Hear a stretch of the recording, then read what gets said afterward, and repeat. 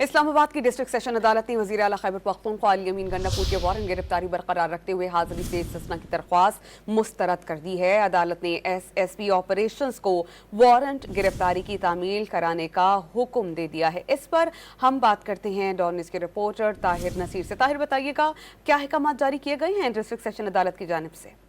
जी समिया, देखिए, ये अली अमीन गंडापुर के खिलाफ थाना बाराकोट में 2016 में शराब और असला बरामदगी का मुकदमा दर्ज था और आज अदालत ने मुसलसल गैर हाजिर रहने पर उनके वारंट गिरफ्तारी बरकरार रखी और आज अदालत ने एसएसपी ऑपरेशंस को ये हुक्म दिया है कि वो वारंट गिरफ्तारी की तामील करवाएं। अगर वारंट गिरफ्तारी की तामील नहीं करवाते तो एसएसपी ऑपरेशन जाती हैसियत में अदालत पेश होकर बताएं कि वारंट गिरफ्तारी की तामील क्यों ना हो सकी।